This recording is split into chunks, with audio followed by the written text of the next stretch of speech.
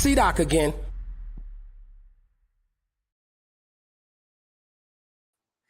Yeah, y'all, it is Tuesday night, and it's C-Doc again.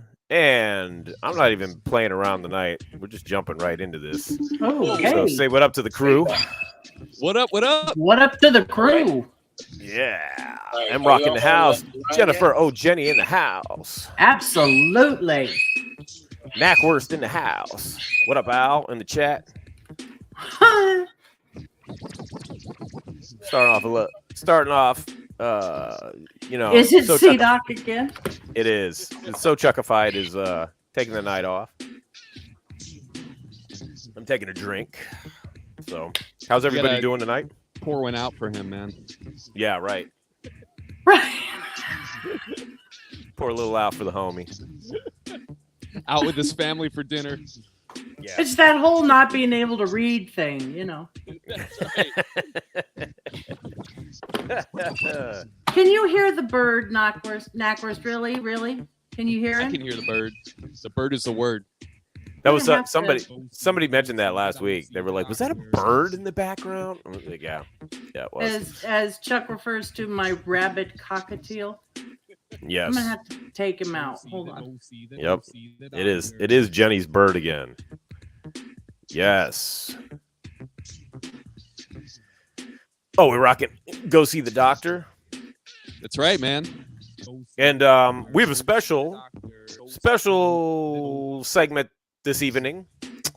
And I might as well bring him on because he's hanging out. So, yes, and we didn't get to see him the last time, but ladies and gentlemen, Deranged and Damaged. Hey, man. Y'all Yo. got me What's up? That's what you saw my face, man. What's going on? I thought you was going to have the Busted Loop logo, man. Come on. Nah, man, come on. And it's great to see Show Chuck. What up, DJ Emerald? Yo, man. What up, bro? Chuck, So Chuckified, he always ducking me, man. Why is that? I don't know. Yeah, that's right. He did it the last time. You represent for me, and I appreciate you.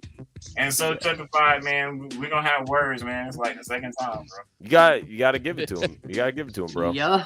Oh, you in trouble. What are you eating? Big Mac? You eating a big fish right now from McDonald's, man? It's Arby's all the way, bro. You got to stop it. That's right. Just ask Pusha T. Yeah, man. I want to ask Pusha T, like, how much did they pay him for Right. that commercial? Because, like, I'm really actually happy for him. Like, I've always had a joke about McDonald's, and I'm loving it. Like, they know we're not loving it. It's like, I get a Big Mac.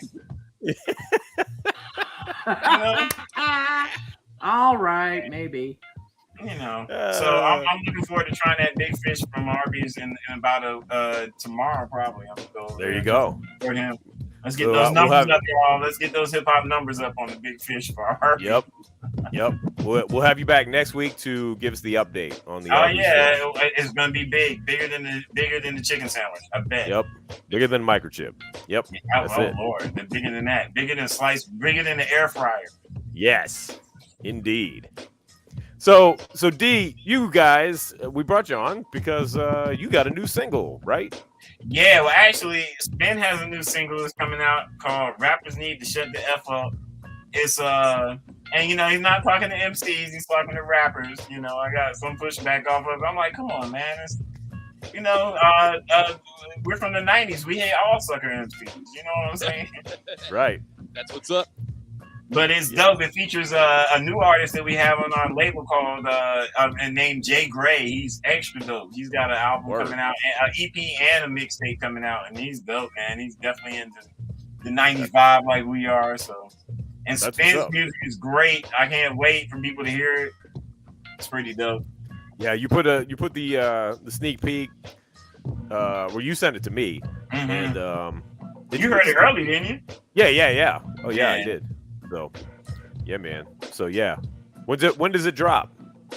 You're gonna have to watch the space, bro. Oh, it's the top secret. I almost let it slip. But it's coming very soon. It's coming very soon.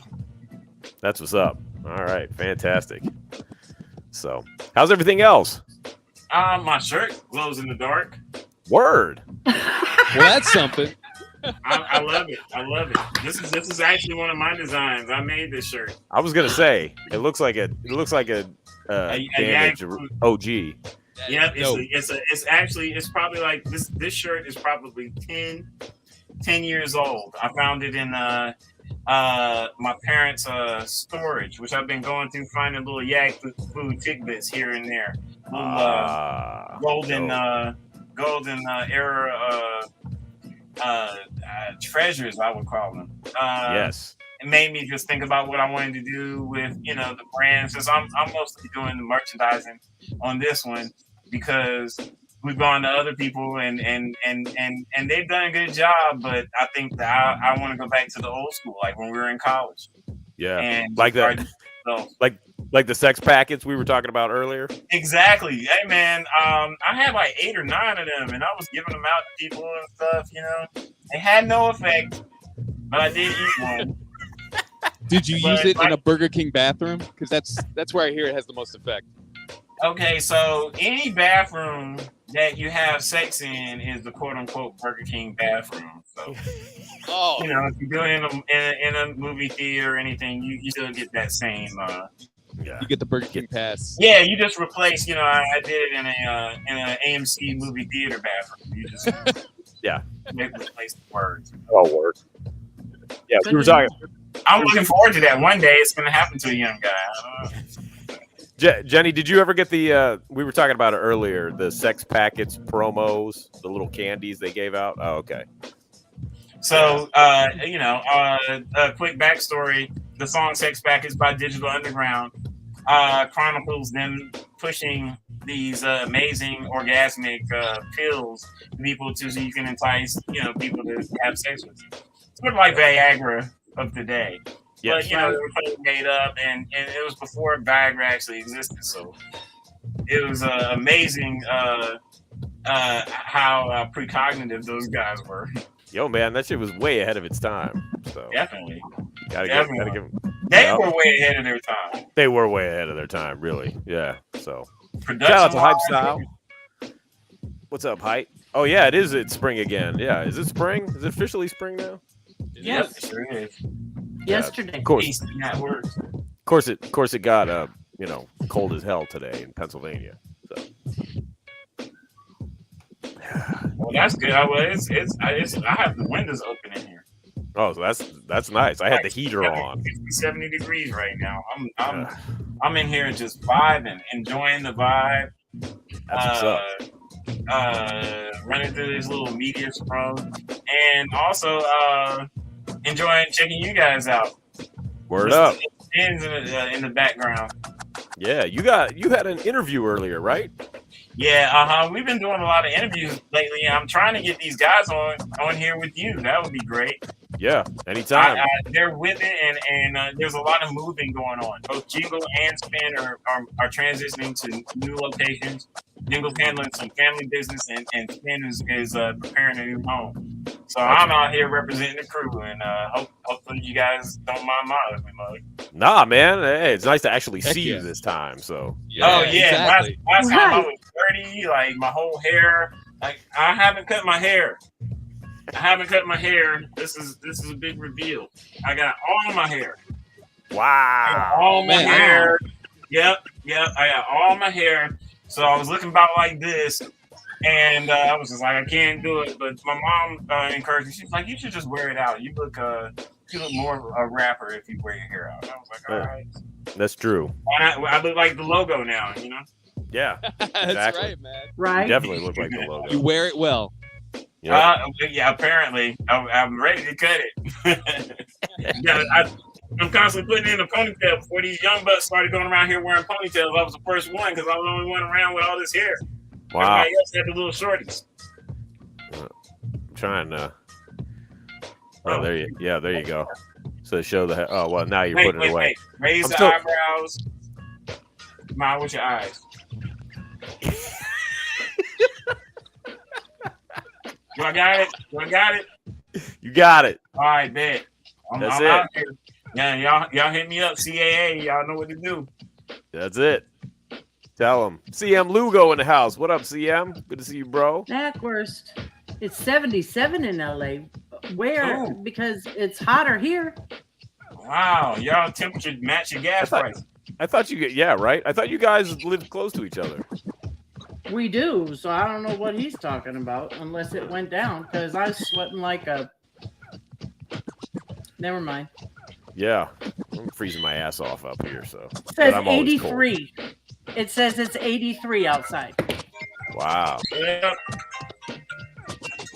I have all these iPhones. Just Oh, are they all ringing all at once?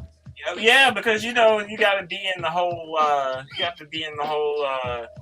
You have to be in the whole system, the iPhone system. Yes. The iPhone here, the iPhone, my two old iPhones, like this iPhone 12 mini, and everybody thinks I need these, man. It's not like I'm obsessed with iPhone. I don't care about brands like that. I need the low latency. I need the low latency. Yeah. I just have one. Right there. Yeah, in fact, and I know nothing about it. In fact, we were talking on Instagram, and you were like, "Yeah, send it to me through iPhone," and I was like, "That man, it is C-Dot right there."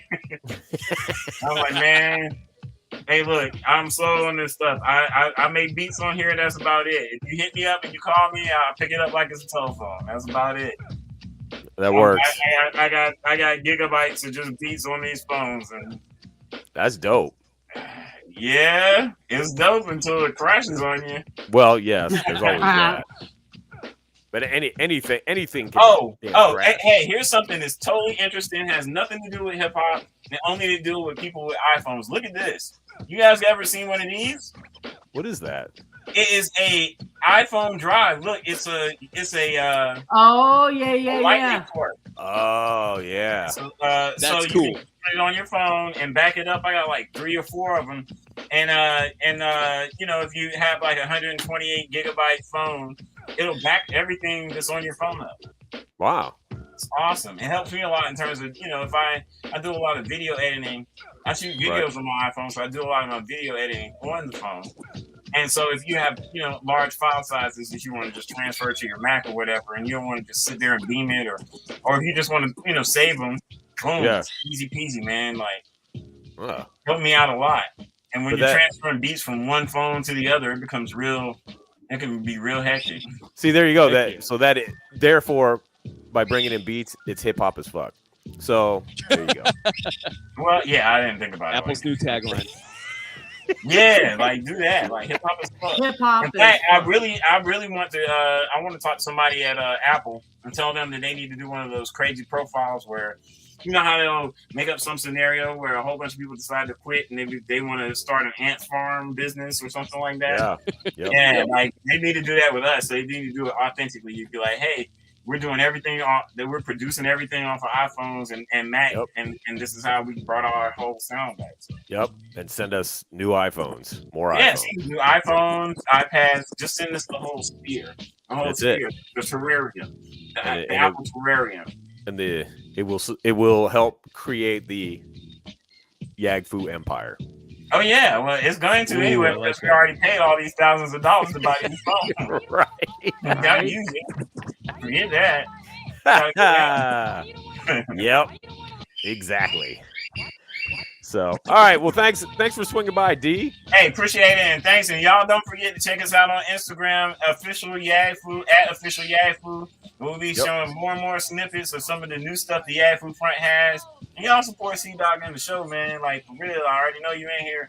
So make sure you keep watching every single time he gets ready to post. And make sure that you like, comment, and subscribe. And make sure you hit that notification bell in case you know what I'm saying, want to make sure everything is, on the up in terms of your notifications. You feel? See, D, I need you to come on the show and just do that every week. So. Right? Yeah. Right. That's the promo I'm going to send to you guys. I'm going to be like, comment, and subscribe. Or we're going to come see you. All right, bro. We appreciate you, bro. All right, appreciate y'all too, man. I'm gonna see y'all later. All right. Bye, Jenny. See you soon. Bye. Peace. Yeah. Deranged and damaged from Yagfu front, y'all. What a dope dude. Yeah. Super Yes. cool. And you were rocking Yagfu beats, and I'm just like, this time. I know, right? That was nice. And That his was hair, plush. Yeah, and his hair. Right. He was all worried about it last time, right? and then we got to see it anyway. Did you see who's saying Did it what? C-Doc? Alj? Look. Yes, I did. Shout out to Al J. Al J Yeah, in his house. in his house. So anyway, Shout if out anybody Black can League. see, I don't know if they can see or not. I got one of those joints in the background. Big Daddy Kane, long live the Kane. Ooh, yes. Cold Chillin Cold chilling. Records, Warner Brothers, and we are bringing to the show this evening a gentleman that wrote a fantastic book, and I also have it. Okay, so Chuckavide's not around tonight, so I'm trying to run the show too, as well as host it. Oh yeah, of course we can't see it because I can't figure out the damn layout, but whatever. I blew it, capiche? Anyway, fantastic book. And ladies and gentlemen, we're bringing on the author of the book, Ben Merlis. Ben, welcome to the show. Holy shit, you all have the book. It's amazing. Yeah, of course. Come on, man. I gotta say, so I would hope, yes. So I gotta tell you. Yes.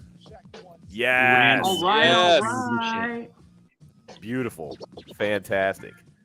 So, Ben, I want to tell you a story about when I got your book. And I happened to get it in 2020.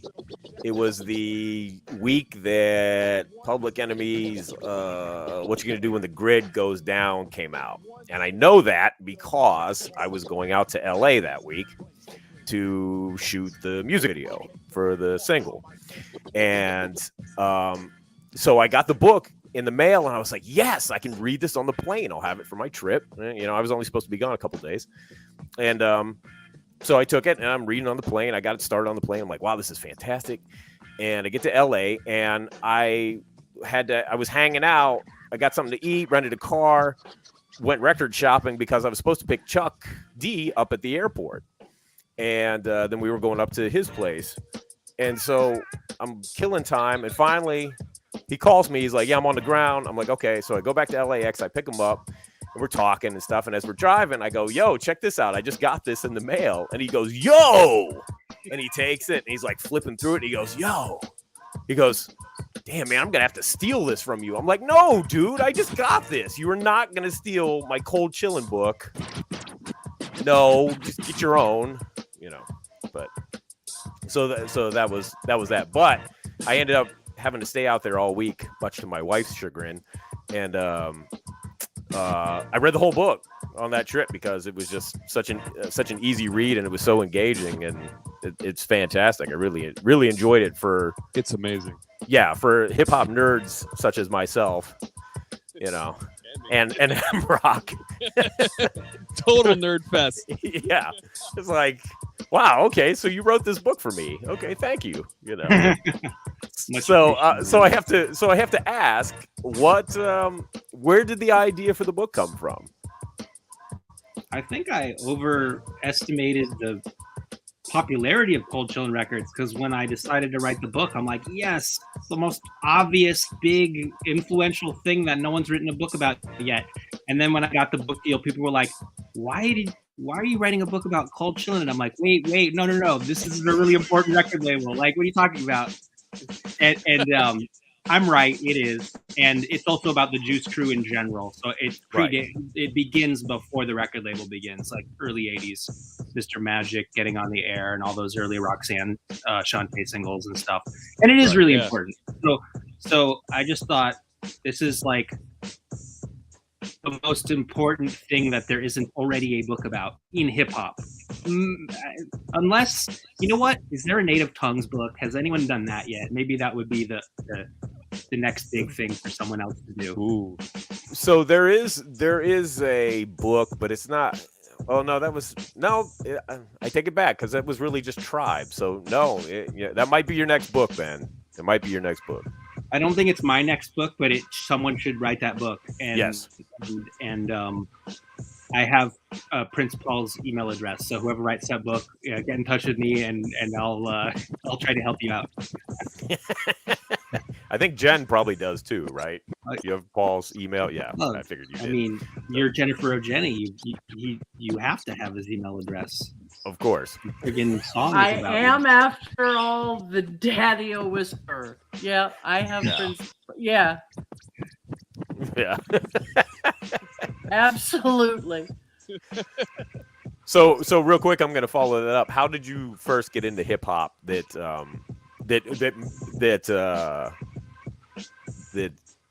how did you get from there to I'm gonna write a book about the Juice Crew and Cold Chillin'? How'd you get into hip hop?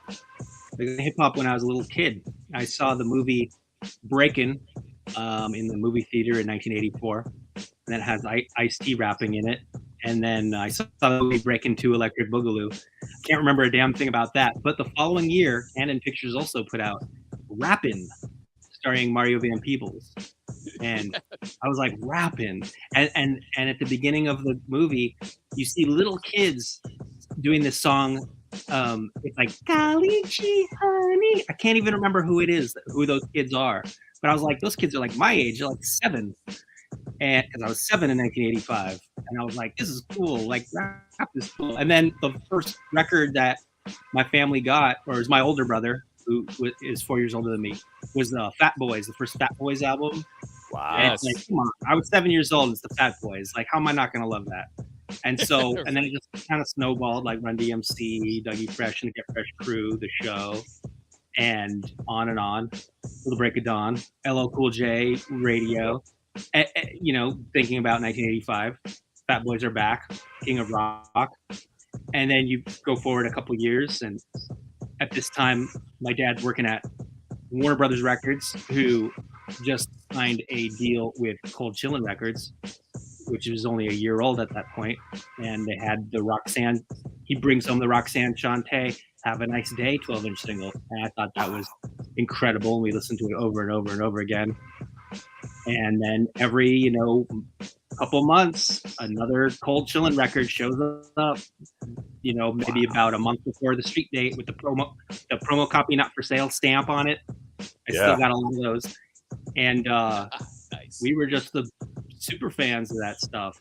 We were super fans of hip hop in general. Public Enemy is my favorite rap group ever. And it even was back then. They were even back then. So just LL Cool J was like, he was like a god to us. Yeah. And so Cold Chillin', was a huge part of that era of hip hop. I mean, I'd say if you had to narrow down like the 18 or 20 most important rappers of that era, a third of them are in the Juice Crew. Yeah. So Yeah, definitely. we loved Big Daddy Kane. We loved Biz Markie. Come on, I'm still like 9-10 years old at that point. Of course, I'm gonna love Pickin' Boogers. Yeah. The activity and the song. So flash forward 30 years. Yeah, 30 years. I'm like, there's so much to make a documentary about the Juice Crew, and then I'm like, that's too. It seems like biting off more than I could chew, but I bet I could write a book about it. And I just meet a guy at a party who says, I'm doing this. I work for BMG, and I'm doing this book series where each book is about a record label. And Wow. I said, do you have any hip hop labels that you have people writing books about? And he goes, no, but we need to. Hip hop very important. He's not a hip hop guy, but he recognizes its importance. And I said, you should get someone to write a book about Cold Chillin' Records. And he goes, I don't even know what that is. And I had to explain to him. And then I called him again a month later, and I'm like, let's have lunch. And we do. And then I said, Cold Chillin's important for all these reasons. If you look at the back of the book, it's pretty much all written there. And then I said, and I know who should write the book. I should write the book. And he's all like, okay. He didn't spend, maybe 4 days go by, and he sends me an email saying, okay, you're going to be the guy who writes the book. Like, wow, really? So I was kind of in over my head. I'd never written a book before, and I just got to work trying to contact as many people as I could to who were part of the story or peripheral, people around the hip hop era. I mean, the '80s hip hop era, New York specifically, and interviewing everybody and putting the book together. And then 2 years go by, and the book comes out. So that's my story. Yeah, no, that's amazing, man. That's amazing. It's amazing that it happened like that. They're like, yeah, okay, you're the guy that writes the book. Yeah. Yeah, they really took a chance on me, and I think they I didn't let them down. I think I wrote a good book.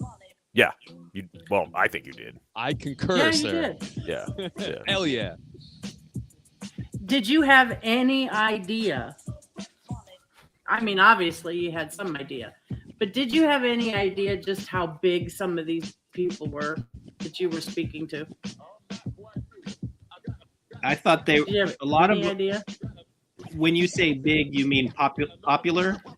I mean, like crazy influential, crazy, like in it from the beginning. Fly tie. Yeah. I mean, Yeah, I had an idea of. I for some reason I thought more people knew who Granddaddy IU right? is. Yeah. But I knew like Big Daddy Kane and Bismarcky, they sold millions of records. So yes, I know. Like, all right, those guys are a big deal. But in the Jizza, I was never able to get in contact with him. But he put out an album called Chillin before there was any Wu-Tang Clan record out. Right. And that's all talked about in the book. Yeah. And RZA is a fan of the book, so that means something. I think. It was cool talking to all these people who. I think when you're there, when it's like, let's pretend it's 1982 and it's New York and whatever, you're Arthur Baker. You're just like making records. You're not thinking I'm making history, So, or you're Marley Marl and you're, inventing all these production techniques that then become totally standard a couple of years later. Yeah. He was just making shit up as he went along. He was just very good at doing that. Yeah. Yeah, one of the things C-Doc and I joke about, because we're both producers, is like the fact that Marley started with that really like busted ass microphone, but everyone loves the sound of that microphone for the vocals. It's like the best. Yeah, I interviewed Cut Chemist, who's just a huge fan, and he's like he's like a historian of hip hop. And he goes, I wonder if he did that, if he had that busted microphone on purpose. And I'm like, thinking to myself, nah, I bet that's just what he had. And I was right. When I finally interviewed Marley Marl, he's like, that's just the microphone I had. I'm like, okay, that's what I thought. Right. I read an interview with Marley. I think it was around the time that his re-entry album came out that he did for BBE, and he was like, yeah, I was thinking about going back and cleaning up some of those old Juice Crew albums and stuff, and I'm thinking to myself, no, don't do that. Leave them Don't dirty. do that. Don't touch them. Keep the dust. Yeah, exactly. Why would you do that? Don't make them sound better. They sound great like they are. Yeah, that never works. Like a lot of bands, like rock bands, punk bands, whatever, they like re-recorded their old albums because they don't own the masters to their old albums. Yeah. Like, just re-record the whole album, then we'll own the master. And it's like, never, ever sounds good. Even if it sounds better, it doesn't sound as good. So Nope. Right. Nope. It doesn't. Ugh. So, Ben, were you surprised by any of the tidbits that your interviews told you? So, for example, the one that I was surprised about, and I've gotten to work with G-Rap in the past. He's awesome, amazing lyricist, and I think most people know him as like incredible MC, super influential. But he handled a lot of production on Live and Let Die. I think a lot of people just think like Sir Jinx did the whole thing. So, were there any things like that kind of blew your mind? yeah, that was cool talking to Cool G Rap. He was really nice, and he was really he was really liberal with his time. I think we talked for 2.5 hours on the phone, and I kind of ran out of stuff to ask him. And I'm like, well, thanks so much for talking to me. But yeah, that was cool. There's a Dr. Butcher as well. Andrew Venable did a lot of work on that record. He's such a nice guy. He lives in Texas now. And I love, and it's funny because he said, "Oh man, he like went out west and worked with Sir Jinx, and it ended up sounding too West Coast. I don't like the way it ended up sounding." And then I asked, was there any backlash on the East Coast for making a record that kind of sounded more West Coast? And he's like, no. And it's not, to me, it sounds great, but I also love Ice Cube and all that a lot of that West Coast stuff. I kind of lose interest when everything starts sounding like The Chronic, but that happens about a year or two later, because this is still 92. Yeah. But what an amazing story where he's recording his record and Tupac is recording in the studio next to him, and the LA riots start, and they just drive down to South Central from the Valley and like shoot guns in the air and do God knows what, like just wrong place at the right time. Yeah. That was amazing. That was an amazing story. It was just like, wow. Can you even imagine? Yeah. Well, you could, Jan. You were there, huh? So, I was totally here. Yeah.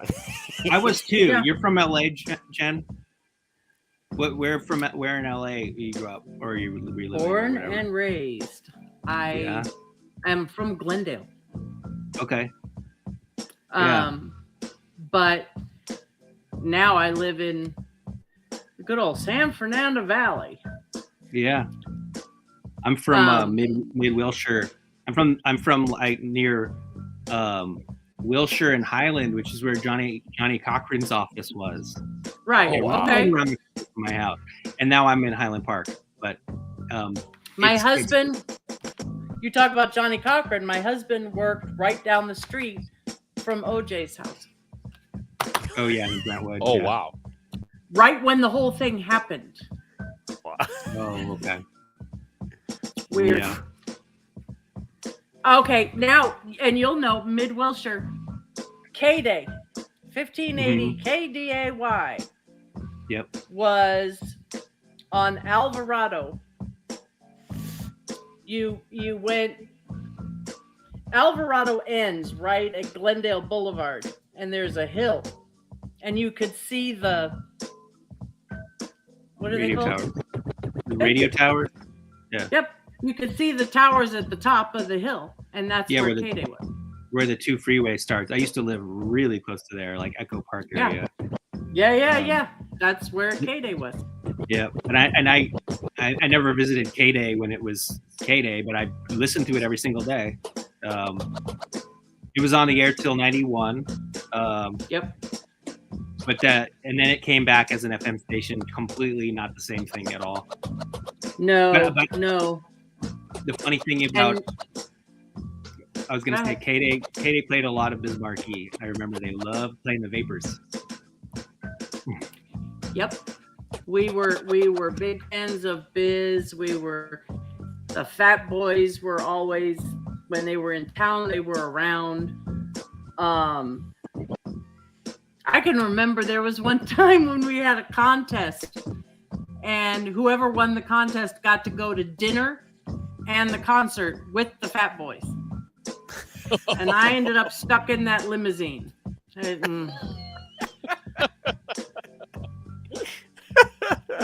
Yeah. Did you have to pick up the tab too, Jenny? No. But what I remember, I think I remember rather vividly that we went like somewhere for chicken or something, because it was like, what are we going to get for these guys that's going to be, because we're not going to some fancy schmancy restaurant with the Fat Boys. No. You didn't go to Sparrow and have all you can eat? No. Oh, it should have. See?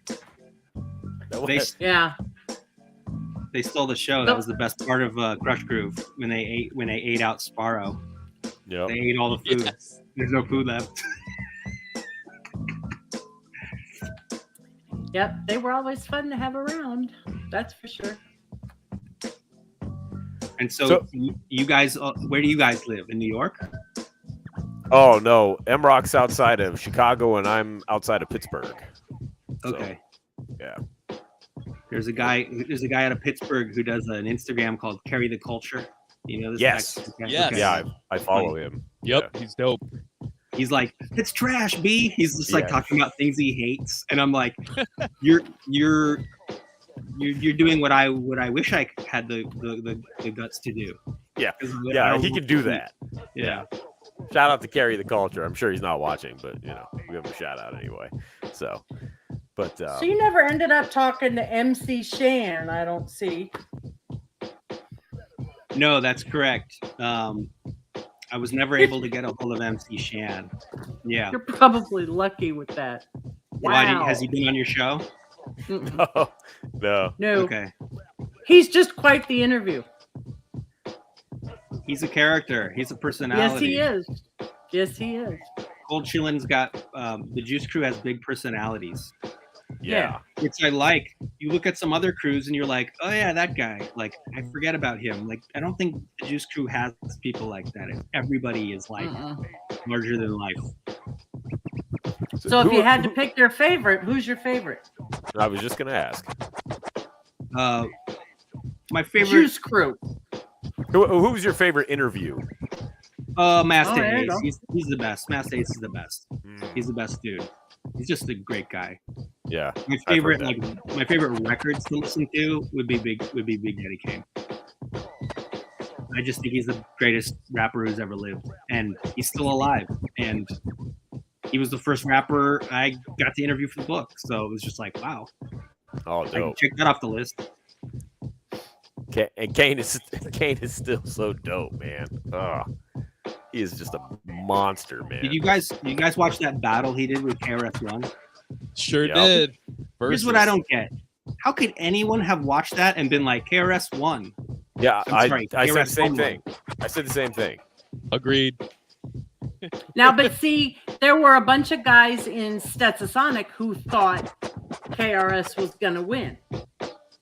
I think a lot of people thought KRS was gonna win, but Kane came out and Yeah. he just rocked the joint. Look, The only thing I didn't like about it was how Scratch was trying to start yeah. some Oh, yeah. kind of an unnecessary whatever. Yeah, I get why Scratch did it. So but yeah, I see. I know what you mean. But I tell you what, KRS put on probably what I think was the greatest rap show that I ever saw live. Right, but Kane came to Pittsburgh. What was it, last summer? With Rakim and just tore it down. And so when I saw that, I mean, he came out to Enough Respect. He opened with Enough Respect. Come on. It's like, you're going to open with Enough Respect? It's just like 120 BPMs. And he just torched the place. And it was like, okay. And so that going into the verses, I was like, hey, Kane, don't underestimate Kane, man. Kane's going to come out and torch it. I know he is. Yeah, see, even my wife says he was awesome. Yep. Oh, there you go. Well, the thing is, somebody else said to me, I think Daddy-O actually said, the thing about Kane is he's extremely, extremely rehearsed. Mm, Oh yeah. yep. KRS will, if somebody gets shot outside, KRS is going to rap about it Right. in a freestyle 2 minutes from now. Right. Kane, though, is extremely, extremely rehearsed. Yeah. Right. Yeah. He's got this freestyle that he does. Freestyle, the old sense of the term, where you actually have the lyrics memorized. Right. Yeah. And Yeah. I'm always wondering, when's he going to put that on a record? Right. Yes. Because I'd buy that record. Yeah. Nackwer says Craig G was the boring one out of the Juice Crew. Oh, Craig G's great. He was at we did a book signing in Brooklyn with Masta Ace and Craig G. Craig G was really cool, and you know Craig G's. Speaking of freestyles, he was like a freestyle battle rapper. I guess maybe mainly in the '90s, and then all the way to present day. But he's just, and he also wrote a lot of the rhymes that you see in 8 Mile and in Get Rich or Die Trying. I believe. right. So whenever Eminem is rapping, Eminem wrote those words that he's rapping. But when whoever he's rapping against, Craig G wrote those lyrics. So it's like he's like kind of, he never really got his due. Craig G, like he's incredible. I agree. Craig G, yeah, Craig G's dope. Would you agree with? I think it was his first album. I think the Kingpin. It was more of a hip house record, and it kind of just wasn't the right thing at the right time. Yeah, he talks about he talks about that in the book actually. And then the second one is Now That's More Like It, which is more just like a kind of a classic Marley Marl production, straight down the middle rap record, which I think is better. Yeah, it's got joints, man. It's got a lot of joints. So yeah, it's got the MC Shan diss track. Yeah, it might have two. There might be two songs where he goes after MC Shan. Where he goes after Shan. I haven't heard that album in a long while. I'll have to listen to it again. Yeah, it had a little thing, and I didn't make my book. I just thought, I guess I could put in every little squabble everybody had with each other, but I'm a big picture kind of a guy. I gotta tell the full story. That leads me to my next question. Was there anything that you had to cut that you really, you really had to like fight for, or well, not fight for, but you were like, man, I don't really want to cut this, but I kind of got to do it. Not really. The editor was very kind to me because I've heard horror stories of people, they have like the publisher hires an editor who just chops the book to pieces and reassembles it, and it's not the book that they wanted. Yeah. But they were very forgiving because I went. They wanted a 40 to 50,000 word book, and I turned in a 92,000 word book. Oh, yes. And they were like, all right, I guess the cover price is going to be $2 more than we had planned on, but all the words are going to stay in there. That's great. They did cut out a thing about one of those Big Daddy Kane record covers. If you open it and you see them like all hanging out on the beach, like him and this posse. Taste of Chocolate. Yeah, and there's this whole story of George DuBose told us, the guy who took most of the photos for Gold Chillin. He told a story about how they all went out to Long Island to do the photo shoot, and like Kane couldn't swim or something, and they took a boat to some remote beach to take the pictures. Just this kind of fun, interesting story that got cut out of the book, but everything else pretty much stayed. Like there are things that I just chose not to write about. Like there's, this, you probably heard this story before. Kane and Slick Rick got into it once. Like they got into like a fist fight with each other. Oh wow! Didn't know. I've interviewed Slick Rick about the 30th anniversary of Great Adventures with Slick Rick for You Discover Music, a website that I write for sometimes. And I asked him about that, and he told me he kind of brushed it off like I was just some childish thing. And I asked Kane about it when I interviewed him for this book, and I never used quotes about that incident for either things, but I have, both guys talking about it. Talking about it. But it just seemed like, okay, two guys got in a fight with each other. How does this fit into the larger story I'm trying to tell? It doesn't. So I didn't include it. Yeah. Right. That makes sense. One of the things I was surprised about, and I shouldn't be surprised because I've been hearing it for a while. I'm a huge fan of Marley, like one of my favorite producers of all time. Huge influence, but throughout the entire book, pretty much MC after MC is talking about how they brought the ideas to the table. They brought the records over. They had things looped in their heads. And Marley was kind of more of an engineer that put it together. Now, that's not taking anything away from him, but were you kind of surprised to hear that?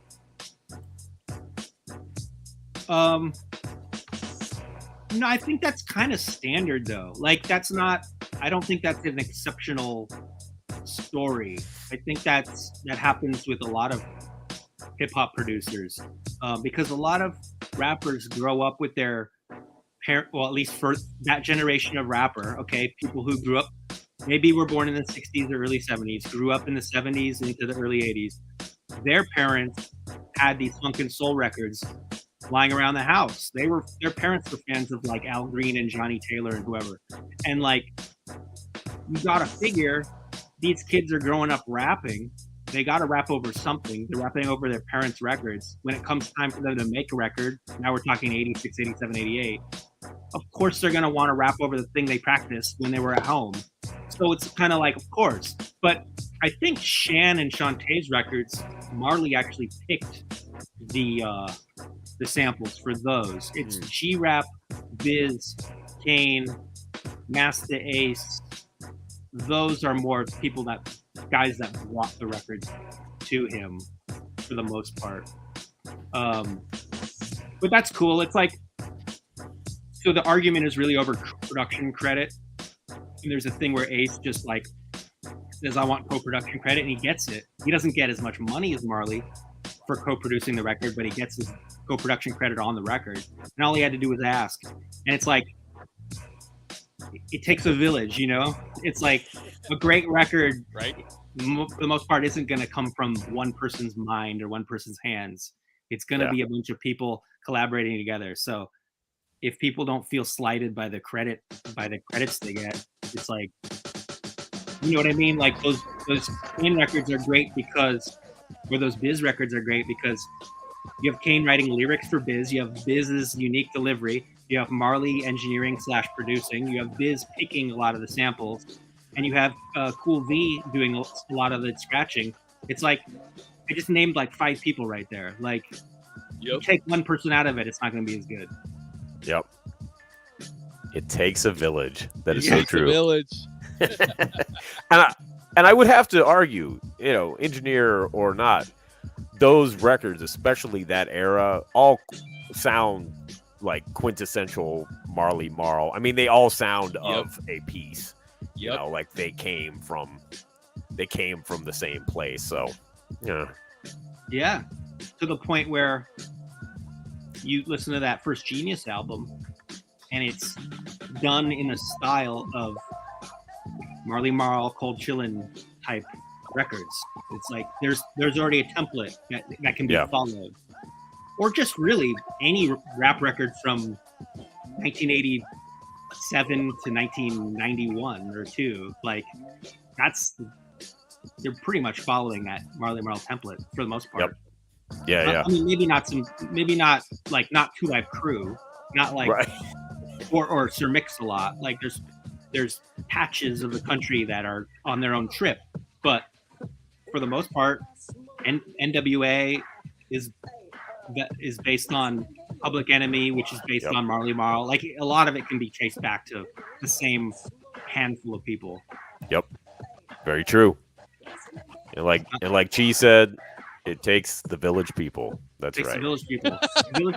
The village people made a punk song. Do you know about this? No. I know I'm going off topic. I'm not. No. That's please tell. Do tell. Do tell. Yeah. The village people made a record in 1979 or 80. They were over. Like people didn't care about them anymore, but they were still trying to hang on. And like punk had been a thing that was somewhat popular. Right. And they did a song called Food Fight, and it's a punk song by the Village People, and it's called Food Fight. That's amazing. fucking wild. As soon as all right, show's over, I gotta go look up this Village People song. So, What's the Stetsasonic connection with you, Jen? You're just friends with them, or?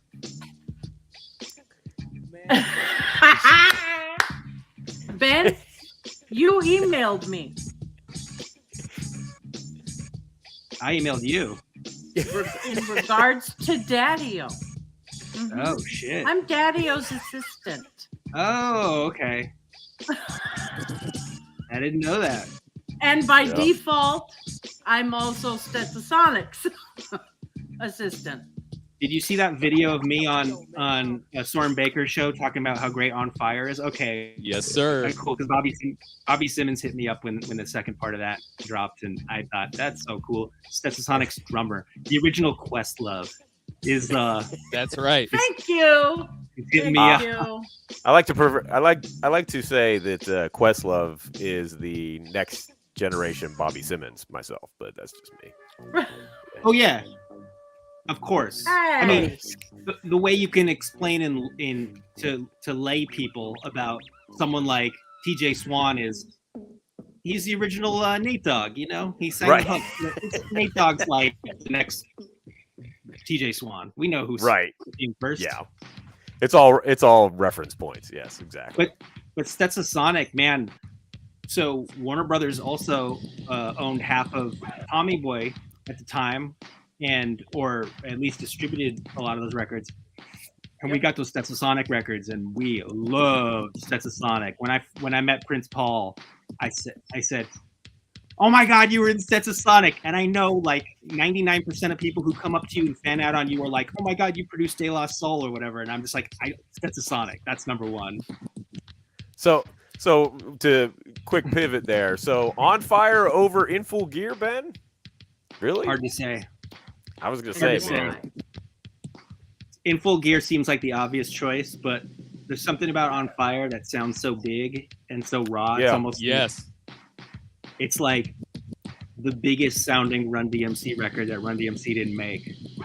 Yeah. That's Yeah. a perfect description. And Yeah. the record cover looks just like the cover art is incredible. It looks like Black Sabbath Volume 4. Hold those two records up against each other. I did on the YouTube thing. I'm like, look, the two best record covers ever.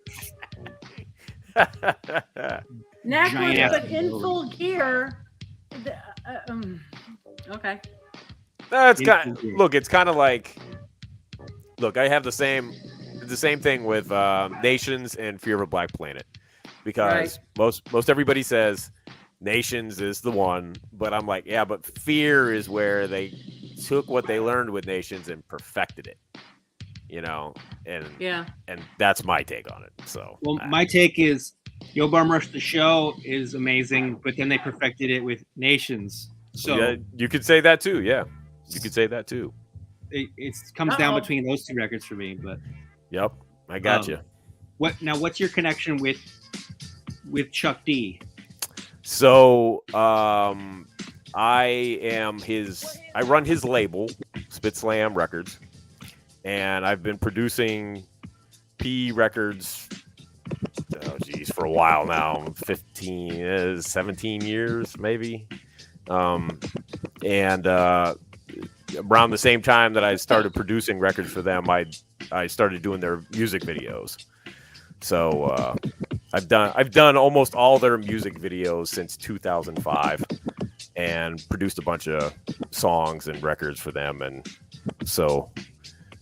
now I'm Chuck's partner in a lot of stuff. So That's cool. He's the best. He's so cool. Yeah. When he Yep. said that my book was one of the best hip hop books that he's ever read, it was just like, okay. yeah, of course he said that because he tried to steal my copy of it. So, But I thought, I'm a made man. I'm certified. That's it. No one can say shit. The next 100,000 people can say I read Ben's book and it was garbage. Doesn't matter. Doesn't Chuck matter. D liked it. That's all that matters. It's all Can't that matters. nobody tell me nothing. Yeah. Yep. That was it. Yo, man, you should have seen his face light up when I showed him the book. He was just like, oh, he was just like, he didn't talk to me for 5 minutes because he was like flipping through the book. I'm like, See, so. him and I have a lot in common because we both think Big Daddy Kane is the greatest rapper who's ever lived. Yeah. And I don't know who he thinks the greatest rap group ever is. If he thinks it's his own group, then we have that in common. Run DMC, I think, but don't quote me on that. Yeah, I think you're right. But Yeah. that's a very acceptable answer to me. Yes, it totally is. Yep. Okay, so Hype Style, let's see what Hype Style says. The Biz Markie lawsuit ended up permanently changing the legal landscape for rap and sampling. I wonder what things would be like had that lawsuit never happened, or if the label settled quickly. Good question. I think it was inevitable that was going to happen. It wasn't inevitable that it would have happened to Biz Markie or Gilbert O'Sullivan sample, but it was already starting to happen. It happened a couple years before with the Turtles suing for the De La Soul. Yeah. It was just bound to happen because you still had to clear samples going back to the 70s, like the Sugar Hill era. But people just didn't take it as seriously until it got really serious with that Biz Markie thing, where the judge says take all the records off the shelves. Yep. And there was someone who was involved in the case didn't want me to quote them. A white man who said that there's a racial component to the judge's decision. In other words, I'm throwing the book at this because this is black music and I don't respect it. That's the implication. I would totally believe that, because I had a thought the other day that if this would have been white music, predominantly white music, rock music or something like that, that was utilizing sampling to that way, I don't think it would have been such a legal shit show. I agree. I'm a firm believer in that. Although Beastie Boys did get, I don't know if they got sued, but they had to like pay for a sample after the fact.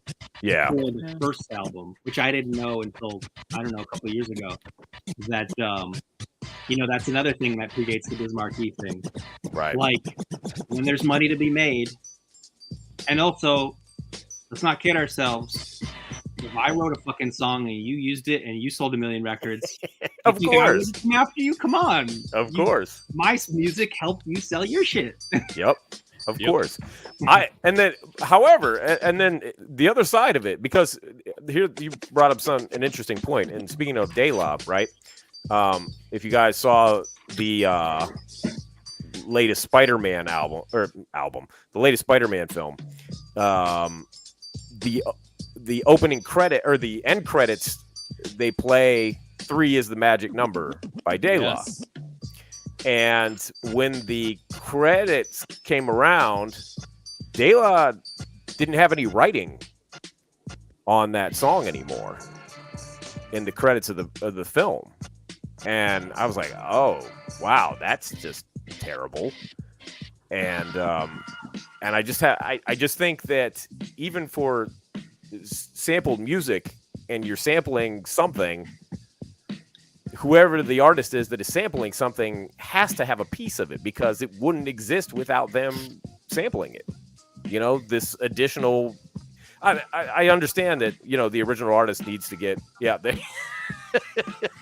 Jen's got the talking all that jazz. Which predates Biz and all of that garbage. Yep. Yeah.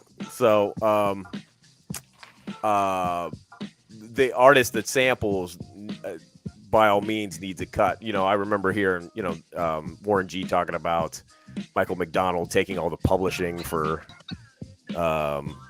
Regulate. Yeah, Regulate and all that. And it's like, okay, I guess, but come on, man, that song wouldn't exist without Warren G going in and creating it. Right. It's lopsided. It's because it's like you do something because you can. Like, I can get away with this. Yeah, exactly. The all that jazz is they're referencing what's the guy's name? Mtume? Mtume? Yeah. Mtume, who died recently. Yeah. Yep.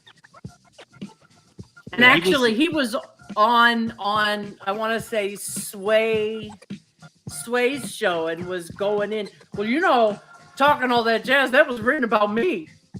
He liked it.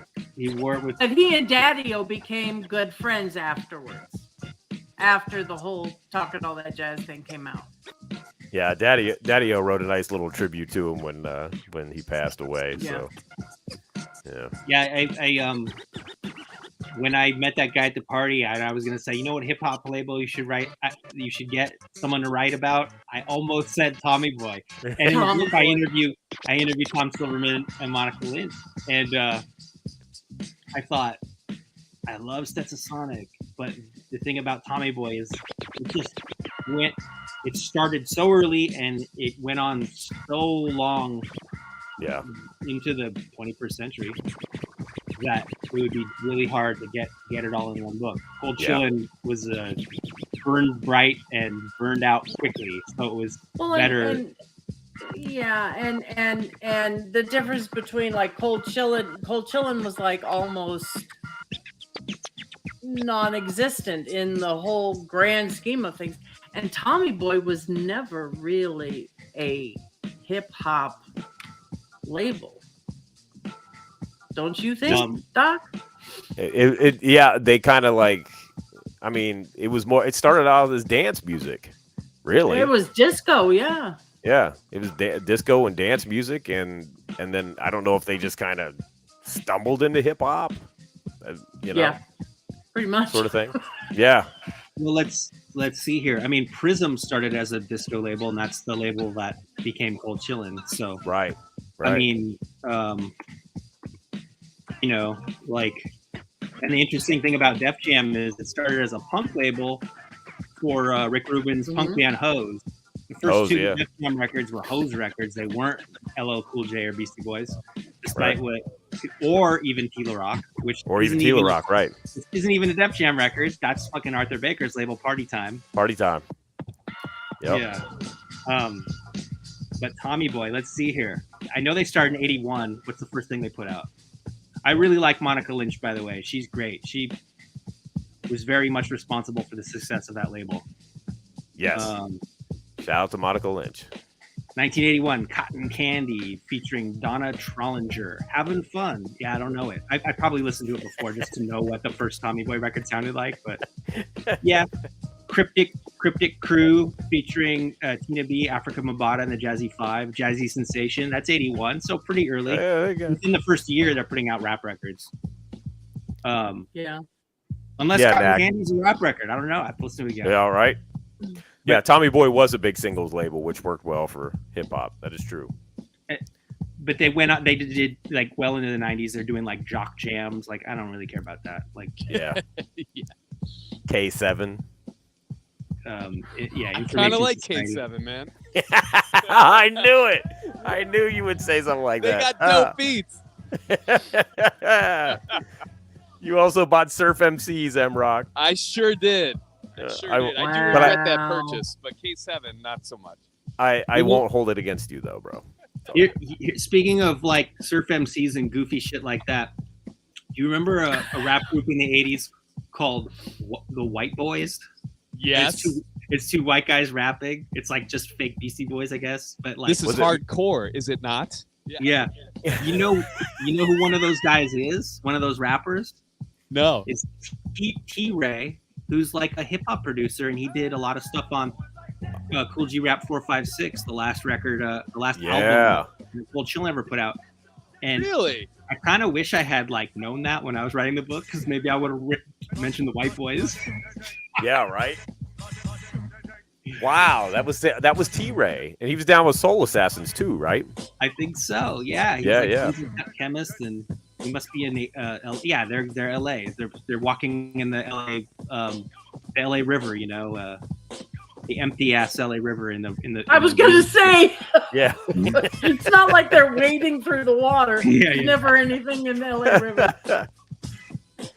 Cheese is shouting out Major Morris and the Miners. Oh, that's a deep cut, Cheese. I don't know that one.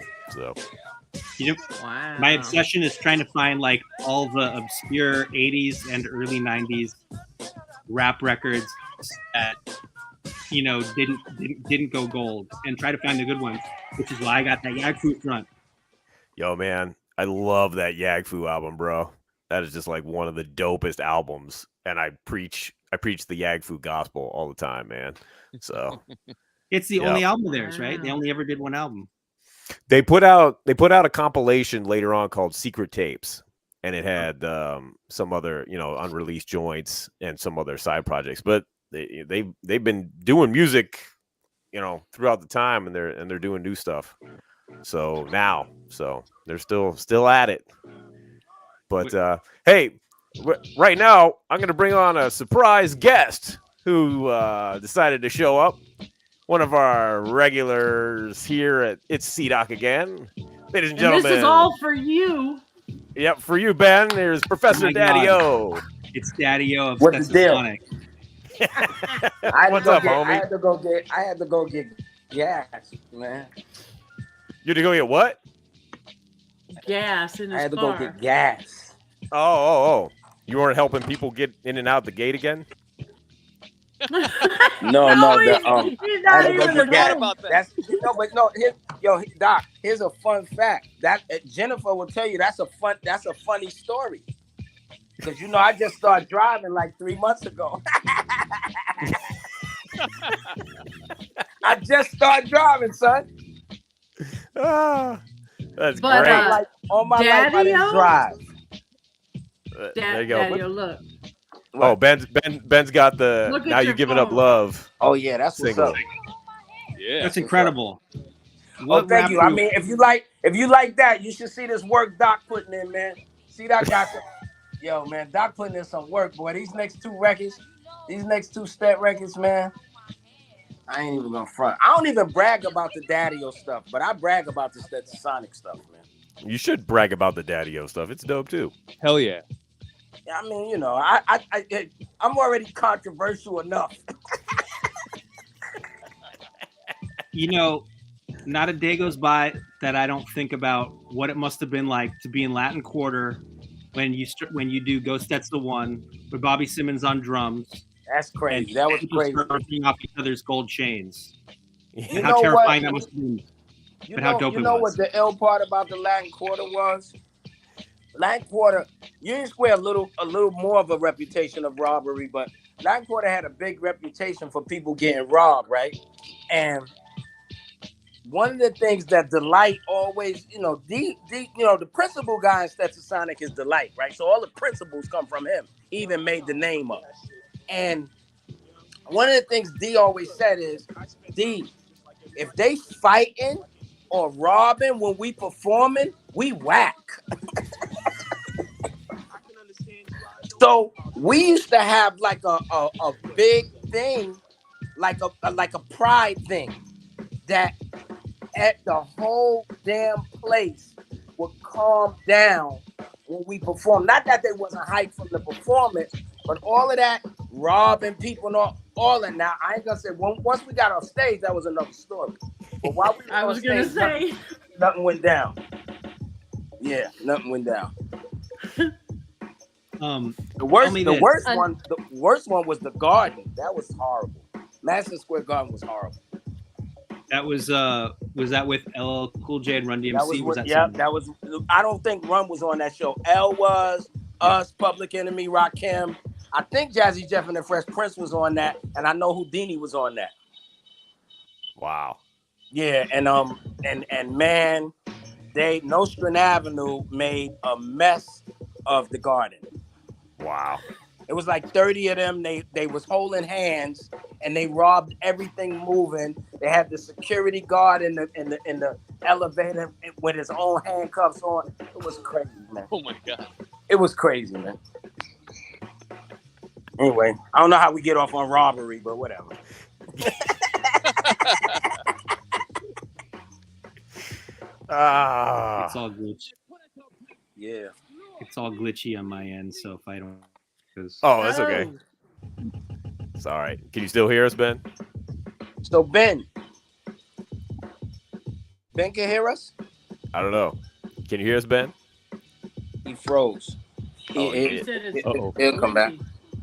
Yeah. Oh, you can hear us now, Ben? He froze. He moved and froze again. Well, while we're fixing Ben Merlis, Knackwurst, Daddy. Hey, Daddy, of course we thought Wise was a beatbox, isn't he? That line confuses me. I don't know. Ask Wise. Well, Wise, first of all, Wise never submitted to that name. He always submitted to the name Human Mix Machine. He never wanted to be called a beatbox. We used to have a routine called Can of Beatbox. And it goes, well, can of beatbox? Boom, boom, boom. It kind of beatbox, like everything that he does. That because he never wanted to be called a human beatbox. He wanted to be called a human mix machine. He always wanted to be turntables with his mouth. There you go, Knack. Now you know. Yeah, you know. And CM said he doesn't feel so bad getting his driver's license at 28 now. So thank you for that. Yeah, that's a lot earlier than me, brother. So, Daddy, now you can ask Ben your question because he's. Oh, Ben. Yes. When's the next book, man? Oh, I don't know. I might do a book about skateboarding and punk rock. It might not have anything to do with hip hop. Oh, That's all right. It's gonna be dope. Whatever I do, good. I'm gonna make sure. Good. But I just wanted to say, like, I've become friends with Monica Lynch in the process of writing this book, and I was just telling everybody else how amazing of a person Monica Lynch is. Oh yeah, Mo's the truth. She's definitely the truth. And I love how she'd post a photo of herself in the 80s looking very attractive, and you'd always respond, "The one that got away." Monica's the one that got away. And it's the funny, one in my that book. got away. In my book, I have sub chapters for little, when I kind of segue into different little stories, and one of them is about how Craig G ended up signing to whatever label he ended up on. I can't think of it right now. It wasn't called Chillin. Atlantic. Yeah, he was on Atlantic, and then Tragedy ended up signing to A&M. And I wrote, I put as the little chapter heading, I wrote "The Ones That Got Away," and it was really based on you saying Monica Lynch is the one that got away. That's funny. But yeah, man, it's all good. Mo's good people, man. She good people. I got a lot of good. I have a lot. As time went on, my Tommy Boy appreciation changed because initially, and I'm not saying I still don't feel a bit of it, but initially, the concept of Stetsasonic not having a Sally video, in most of our minds is the make it or break it, with Stetsasonic being like that huge group and not being that huge group. Because Sally was such a big record, but Tommy Boy was so videos don't sell records that we never got a Sally video. And it left a sour taste in a lot of the cats, like in a lot of the band members' mind. And so for years, this is why I say it's a new thing for me. For years, we just kind of dissed Tommy Boy like that. You know what I mean? Like, we was there, but it was almost like the way everybody else disses their labels. Until I grew up and recognized that, how hard it is to run a label, especially the economics of it. Because a lot of people always think, oh, the labels got off like a fat rat. They made millions, and the artist wasn't making no million shit. Corey Robbins, Tommy Silverman, Will Sokolov, all of them was struggling. Their lights was on, but shit, I used to go to Tom's house. Tom ain't living no damn mansion. Tom got money. He got money later when Robin started writing them songs with the Force MDs. Yeah, I mean, Jock Jams and Everlast and Coolio. Yeah. He did all right. I mean, House of Pain and Digital No, Underground. he did good. He did good. But when that was late, like you got to realize the Tommy Boy that Stetsasonic and Latifah was signed to is not the Tommy Boy that House of Pain and Naughty by Nature was signed to. Right. There was some budgets there then. There was, they were selling records. So of course you sell records, you got more money. Yeah. But I mean, the Planet Rock got off because of the timing. I'm not saying it wasn't a dope record, but it was just the day and time, and then Planet Rock got off, And there was a lot of dope records that Tommy Boy had that just didn't pop, and should have. Yeah. Yeah. I mean, hip hop heads, we love them.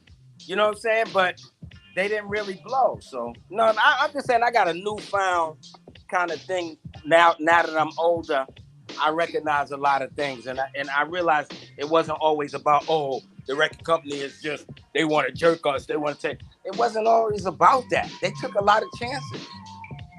Yeah. You know? Yeah, and tell me about the Donald Trump of rap, Kangol from UTFO. Oh, that was a Prince Paul line. Okay. I always laugh though. I always laughed when Trump was president. I always laughed at hip hop Trump haters. I said, because years ago, it wasn't too long ago, all y'all had in your mouth was Trump. Now he president, y'all hating. What part of the game is that? Because he was just a rich guy, and now he's like this guy who has power over us, and that's not cool. I mean, that's not cool, I guess. He was just shorthand for like, I have a lot of money, like Trump, right? Some rich guy. Yeah. It's but funny Trump hearing used to hang out. Trump used to be in the clubs and all that. Oh yeah, I bet. Yeah, he was out there. He's a wild dude. It's funny hearing old rap records where they're like, "Yeah, I'm rich like Donald Trump." I'm like, right? Hasn't aged well, has it? No. Right. What's or that Bruce photo? Jenner references. There's some hip hop guys posing with a bounce check that Trump gave him, a giant bounce check. Oh, word? I never saw that. Yep. I think Stetsasonic was the biggest hip hop group before Wu-Tang, and when I say biggest, I mean most members in the group at one time, right? You must have had 7 guys in the group. We had 6 at first, and then when we added Bobby, it was 7. 7, right? So yeah. Wu-Tang only had 1 on you. Yeah, it was fun. I mean, we always thought that groups would continue. The solo. Why said something the other day that's so profound. I don't even think he know how dope it was what he said. But why said the reason people do features is because ain't no groups. But that's so though. true. That's so true. He said that's why they do features, Daddy-O, because ain't no groups. That is so true. Holy shit. Yeah, that's profound. Wow. That is profound. But we groups always thought that groups was going to be around. You remember, the tradition we come from is Grandmaster Flash and the Furious 5, Fantastic 5, Cold Crush 4, Fearless 4, Treacherous 3. So we come from a tradition of groups. So we always thought groups. So we never we didn't count it robbery, or we never even saw it as indifferent that we had so many members. Because we knew that somebody else was gonna be going, and then it started cutting down. Then here come Kid and Play, it's 2 of them. Even though Jekyll and Hyde was before them and Houdini was around, but even on the first few Fresh Fest and stuff, a lot of those groups were bigger groups. Yeah. Bad Boys was 3. We thought it was gonna just keep going, but. So Spoonie G was ahead of his time. He was like the first solo guy for one of them. Spoonie and Busy. Busy B. Yeah, Busy B was that dude, and Spoonie was that guy. But yeah, it was not. Like you had to those guys. I give those guys a different type of credit because you had to really hold your own as a solo artist. Yeah. Because these groups will rip you to fucking shreds. Yep. I mean, you're a solo artist, and it's Mel and all of them. It's Mel, Scorp, Cowboy, Raheem, and Creole. What the hell are you doing with that? Yep. And you solo. So you really had to hold your own as a solo artist back then. Nowadays, that solo artist become the standard. I think that's probably part of the reason the whole Migos phenomenon works is because they ended up being a group amongst like a super solo culture. Yeah, that's a good point. Right. Yeah. It's like novel. They were like, it's like novelty to be a group. Yeah. It People don't recognize what, like this. Some of the stuff I learned being in stat and performing. People don't realize the pleasure that they get out of watching a group. You know what I mean? Yeah. Until they see it. Mm-hmm. You know what I mean? I remember one time, like it was probably right before the pandemic, we did a show because Lady B does these shows in Philly. I forgot what she calls them, but like they always old school shows. So this particular show was us, Mo D, I think KRS was on this show. It was a few people on the show, but then it was a bunch of cats that had never seen us perform. Like Kaz had never seen us perform. A few people had never seen us perform. When we got on stage, it was like, yo, I never knew. Cause you know what I'm saying? That energy's something different, man. I mean, no disrespect to solo artists. I love Kane. You know what I'm saying? As a performer, I love Kane. I love Buster as a solo performer. It's a few of them that I rock with. A couple of them is duds, but that group energy something different, man. Yep. You know, that group energy, it hit different. I've always wondered this, Daddy-O, and this relates to my book, is, you, Stetsasonic was discovered, you did a rap contest and you won it, and the first place gets a recording contract with Sugar Hill, maybe, and then you go there. It's definitely Sugar Hill. Yeah, and you go there and you're like, this is whack. We're not going to sign to Sugar Hill. And then you end up on Tommy Boy. Do you think if Cold Chillin doesn't even exist yet, that's not till 86. Right. You think if Cold Chillin had existed, if Mr. Magic and Fly Tie had a record label going, absolutely, you would have ended up on that. That would have been a no-brainer because we was rocking with Ty. It was Ty that was taking us everywhere. Right. So that would have been a no-brainer. We definitely would have did it. And the cool thing about them was they had the radio on lock. Right. I mean, that's what blew Shawnee up. Not to say Roxanne Revenge wasn't a dope record for what it was, but to this day, Shawnee can't really rap like that. I mean, come on. Shawnee now gets the props because of her age and how early she did it. But put Shawnee next to Antoinette, she disappears. Well, she ain't no rapping animal. But what made her really blow was they had the radio show. Right. Marley put that Roxanne's Revenge on, and that shit was crazy. Because everybody was like, because Answer Records back in the day, even though I still think Answer Records could be dope now, but Answer Records back in the day was the thing. That was, Yeah, remember, Salt and Pepper got on through an Answer record. Nobody remembers that. That they did the Showstopper with Lawrence Goodman first. That's right. You know, and that's what got Salt and Pepper on. Yeah, the album was phenomenal, and they killed that album. But it was the Showstopper, the answer to the Dougie Fresh record that got them on. So Answer Records was big back then. You're from East New York, right? Yes, sir. So you grew up around the corner from the Fat Boys? Right around the corner, the next block. Literally. Like literally the next block. So all three Fat Boys grew up on the same street. Yeah, all three of them live on the same block. Mark, God Bless the Dead, Buff, God Bless the Dead, and Cool Rock all lived on Skank. They lived on Skank between New Lots and Hegeman. I lived on Hendrix between New Lots and Hegeman. I can't imagine living on that block, living on the same block as all of the Fat Boys. That must have been the most incredible. But you know what, though? We never knew each other until we got involved. We learned about the Fat Boys and the Fat Boys is the inspiration for Stetsasonic being in a contest. Because they had that Tin Pan Apple contest. And Delight was like, yo, we gotta enter that Tin Pan Apple contest, man. They doing that joint up at the Fever, man. We could get a record deal. And the Fat Boys beat us to it and got the deal. And they got the deal. They got the deal. It was like we was tight as hell, bro. They closed the contest. We was so tight. From then on, we into every contest we could. And Delight to tell you the story. Here's the weird part. We kept coming in second everywhere.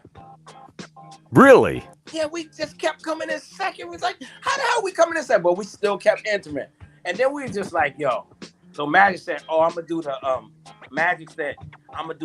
the citywide contest in every borough. So we was like, this one, we gonna win it all.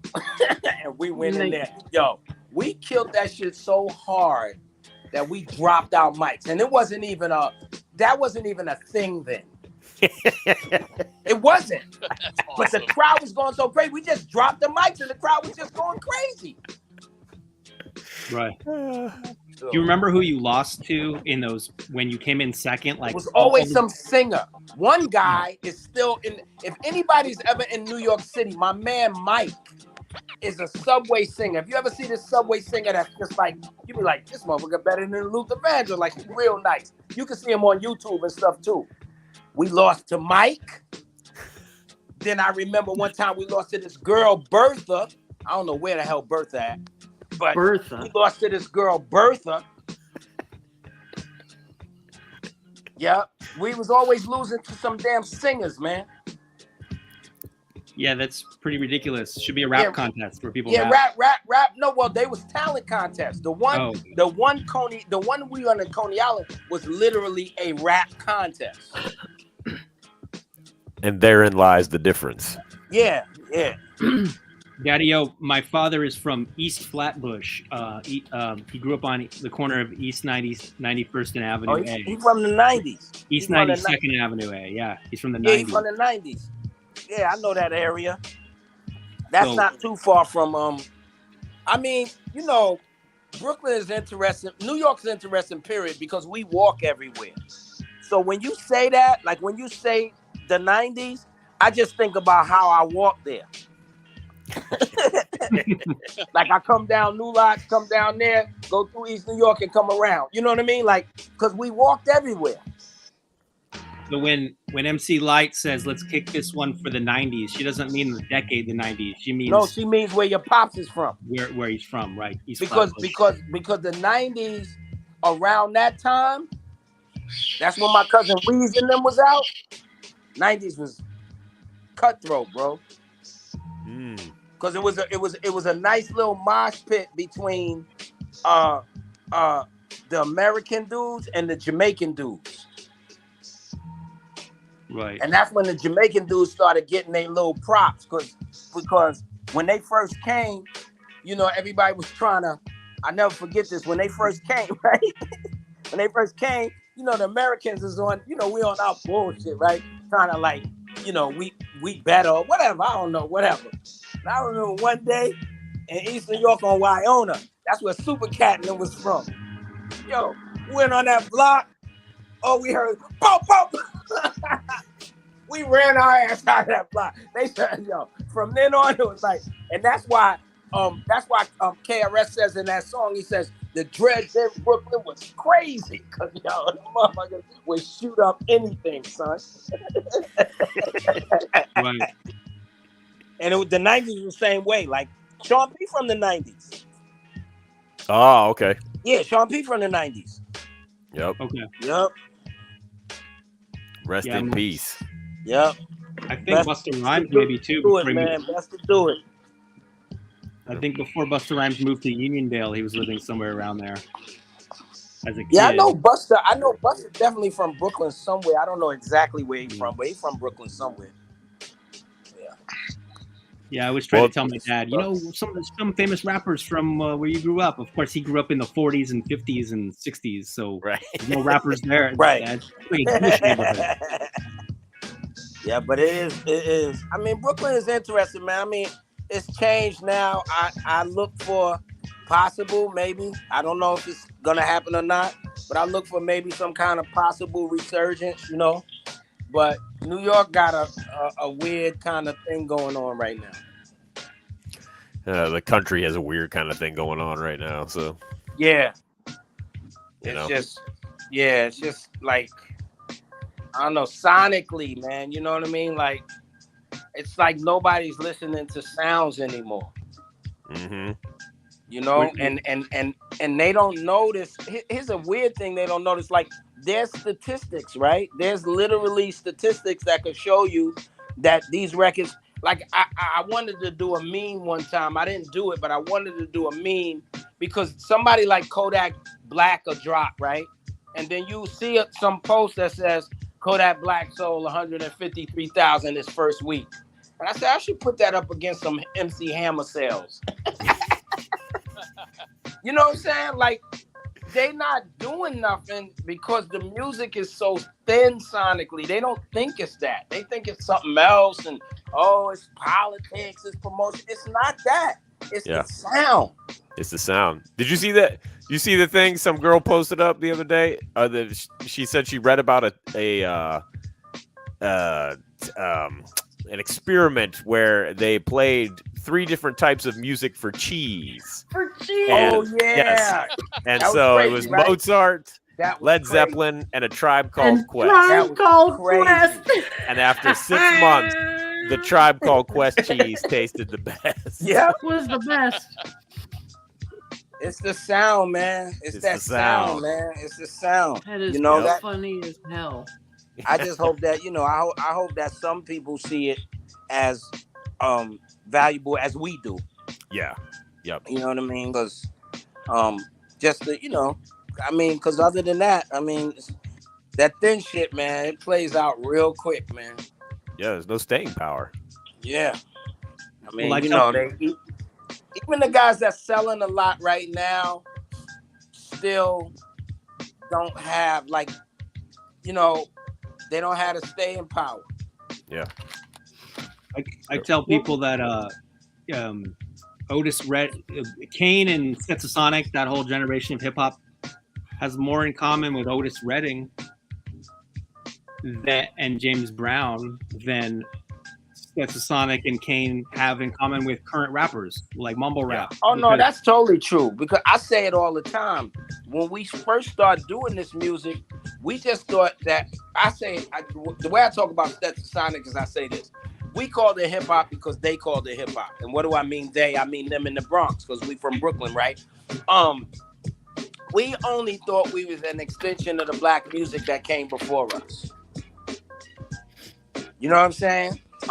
That's what we thought it was. We just thought it was an extension of the black music that came before us. So that's why you got names like Grandmaster Flash and the Furious 5, Funky 4 plus 1 more, Cold Crush 4. That came from the Four Tops, the Temptations. That came from all of that.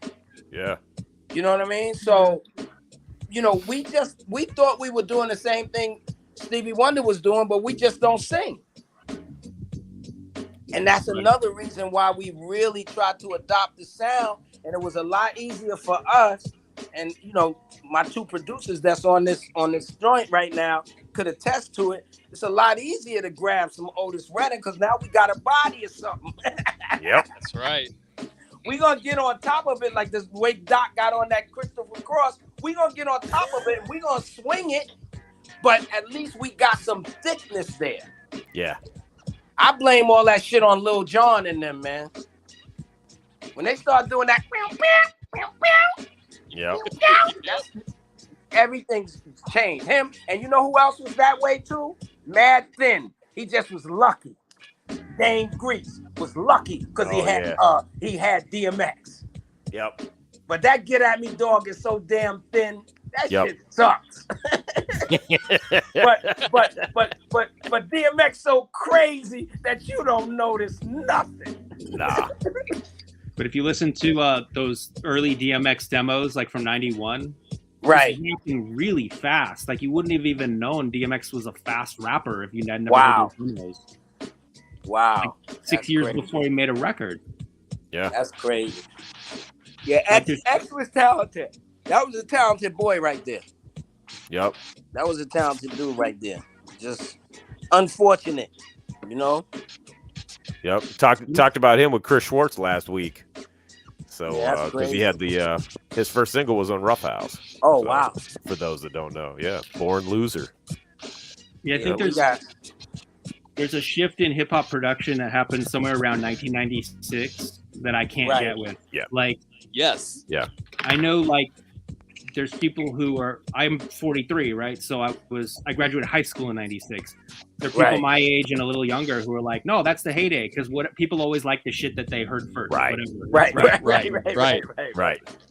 But I got into hip hop when I was 7. So the first shit I heard was like Bad Boys and Run DMC and and LL Cool J. So it's like, I guess I'm coming at it from that perspective. Like by 96, or 97, like Timbaland and all that stuff. Like it's just different. It's like keyboard based.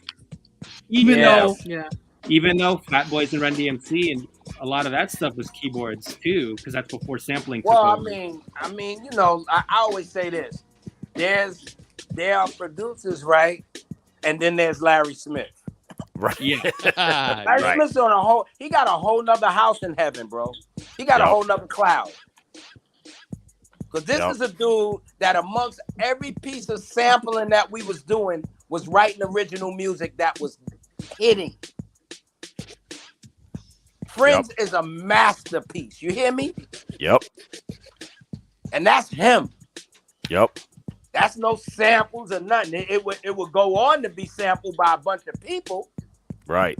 But Larry Smith was, and Curtis was right there with him too. Yeah. I mean, Larry Smith did Houdini and Run DMC, and the music doesn't sound the same for either. If you took out the vocals, it would sound like two completely different things. Yeah. And it's the same guy who made both records, both. Yeah. Yep. So true.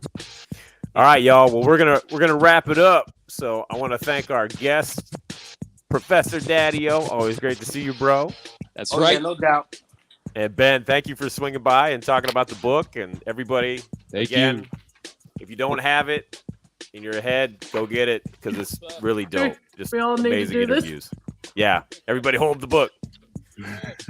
Well, thanks so much for having me. 2, 3. And what a pleasant surprise getting to rap with Daddy-O. One of my favorite. Yeah, man. Of course. That's a Sonic. Problem, one of my favorite brother. records ever. That's what we're here for, man. That's what we're here for. Yep. Because if not, it'd be like I ain't do nothing before I die. Right. Hey, look, my sister said this to me not too long ago. Sometimes you get to a point where you know you got more years behind you than you do in front. Yep. I'd be real fortunate if I make it to $120. Real fortunate. You know? So. Yep. Indeed. Won't we all? Yeah, won't we all? Yep. All right, my people. All right, man. Thank you, sir. Peace. All right. Peace. Yeah. Well, that was fun. That was fun. Yeah. That was cool. Thank you, M-Rock. You facilitated that interview. Yeah, my pleasure, Yes. man. My pleasure. Yeah. Thank you. Speaking of interviews. Good job. Speaking of interview. Speaking of interviews, do we know who we have next week? Yes. Comedian, right? Robert Williams. Oh yes, Robert Williams. Yeah. Comedian extraordinaire. Yep. Robert Williams. That's right. Yes, Daddy-O is the unofficial 5th member of the podcast. That is true. Because I keep making him show up. Yeah. Yeah. Good job, Jen. That works. So, yeah. So, everybody, thanks again. We'll be back next week. Thanks for everybody in the chat. And thanks for everybody watching on the replay. And, yeah, it's been good. It's been fun. But I guess now we're done. I'm a poet, and I didn't even know it. And he didn't even know it. Thanks, y'all, Damn. for joining us on It's C-Doc again. Now I got to try to remember how to shut the damn show off. All right, here we go.